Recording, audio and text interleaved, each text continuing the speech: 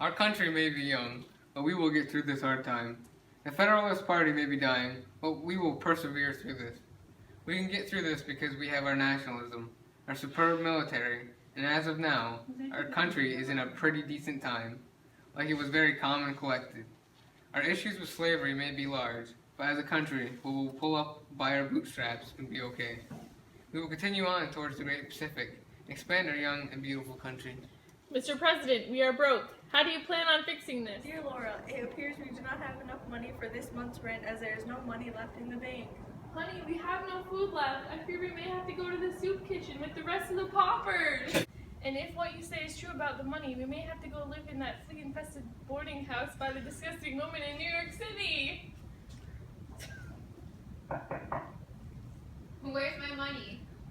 I'm sorry, sir, we have nothing but the clothes on our back. Could we hold off on our payment a short while longer? No, you are already 5 weeks behind. I cannot wait on another payment. I see you have a child. Give it to me. Yeah, my baby! It seems this will be a just payment for your debt. No, you can't have my baby! Too bad, you owe me too much. Too much to the state. The child is now a ward of state. Maybe if you could actually pay your debts, you would be able to keep it. It is sad that this must happen in a country as great as ours, but I'm working on fixing this and returning all the children back to their rightful homes as soon as their families pay back their debts.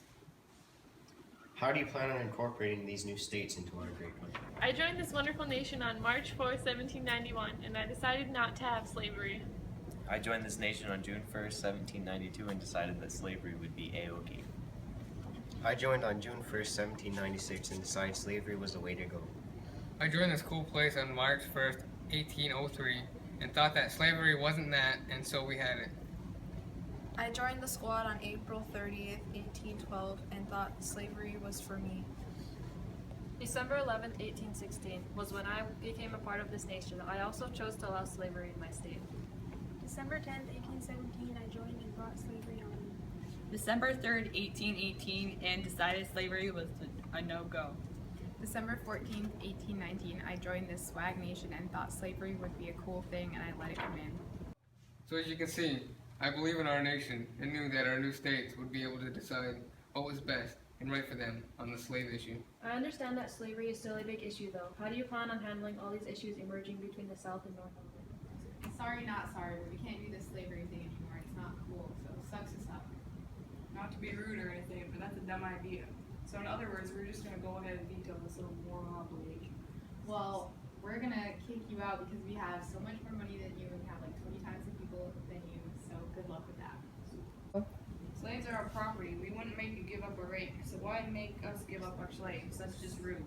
Slaves are people, not rakes. They're not property. Well, shut up. That's dumb, you guys. You think you know everything with your fancy money and stuff, but you don't. Slaves are our property, and we refuse to let you take that from us. Hey guys, there's no need to be so angry and up in arms. I have an idea.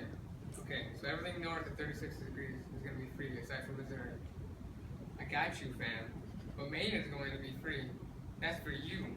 Everything south of 36 is going to be slave territory. It's not perfect, but I guess it's alright. This is dumb, but it's better than nothing. You see, everything can be solved if we just talk it out and bring in a compromise, however weak it may seem. The judiciary branch seems to have a lot of power in these matters. Do you think they are handling all of these cases well? What seems to be the problem? I don't like this bank. It's being rude to me and shoving other smaller banks out of business, which we all know is a mean thing to do. So I feel like if you're going to be rude and stuck up, then we should have the right to tax them as we please. Are you really gonna believe this? Maryland is being unconstitutional. I am a branch of the bank, and this is of this great nation. What right do they have to tax this nation? None, because they are a part of this nation. So they must abide by these rules. They cannot simply destroy us because they think we are being rude.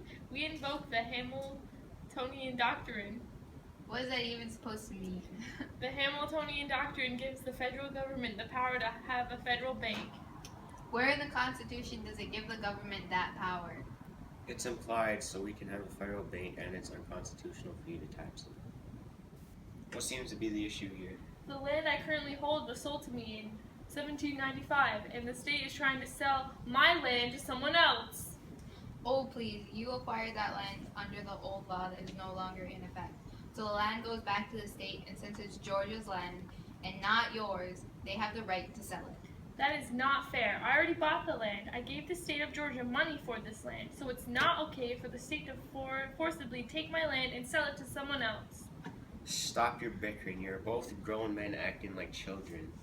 It is my ruling that the sale was unconstitutional, which means that Fletcher, you get to keep your land. The judiciary branch handles these matters very well, though everyone may not be happy with the decisions. They are doing their best to uphold the Constitution, which they are doing very well. How are settlers finding the Northwest? Gail, look at all this land we have. We finally have something that is good and is actually worth farming. I know, dear. Now we'll be able to make a living for ourselves. We will be able to buy luxuries like sugar. I know, we have to make sure, though, that none of those undesirables follow us to this paradise. Just the thought of it leaves a bad taste in my mouth. It does to me as well. If we could recreate the world we left behind, though, that would be even better. But sadly, I don't think we'll be able to do as those nasty ain'ts are trying to follow us here. Here comes one now. Hey there, you coon dog. Have you seen all this land I recently got? Listen here, you no good yank. You can't just waltz in here all inhospitable like, expect to get everything you like. Honestly, if we work together with my school smarts and your look 'em up and down field experience, we could make this land livable and true paradise. I guess that could work, especially as our population grows more and more. Thank you for building this wonderful school for us. Although there were some issues at first, our settlers find the Northwest to be quite pleasing, especially considering they can have land as far as the eye can see, and business and towns are booming out there. President, I understand you are trying to acquire some more land in this country. How do you plan on doing this, and do you think you can even do it? Isn't it flattering to have different countries fighting over us, Florida? Why, yes, it is. However, I want to be part of the U.S. Spain no longer has that central appeal I originally fell in love with.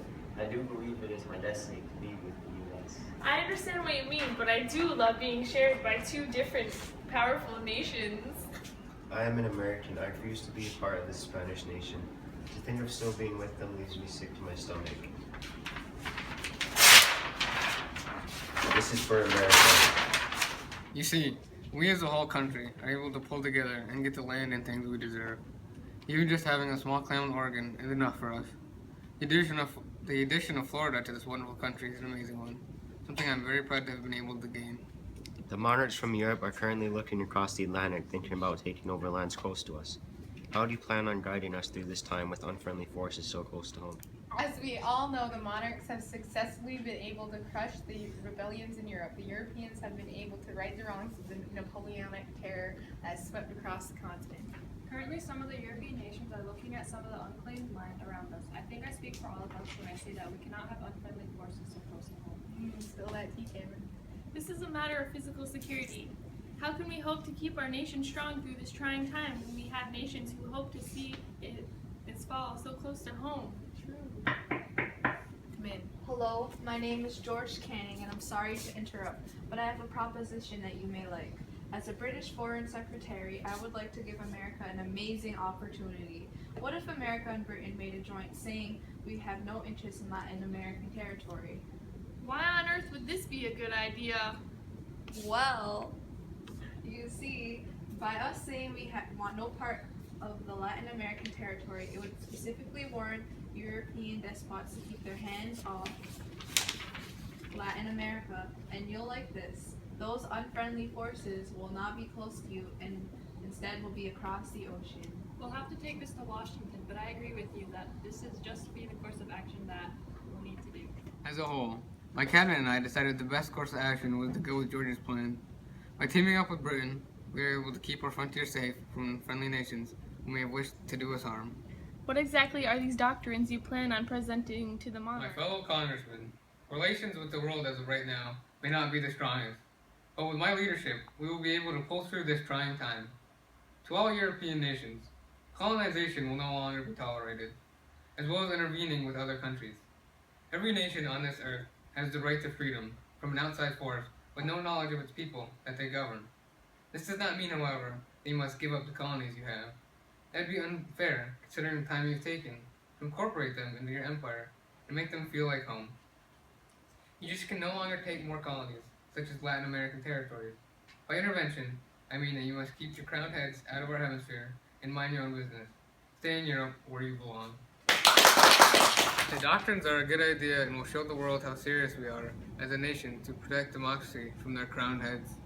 How do you think the monarchs of the world will take these doctrines? This is an outrage. Because we could spill something. What has got you so agitated? This high and mighty man in America has decided that he has power over the Tsar of Russia. It's highly disrespectful. I have an army at my back, and I could destroy his entire country with the lift of my finger. Please try and calm down, dear. What is he trying to tell you to do?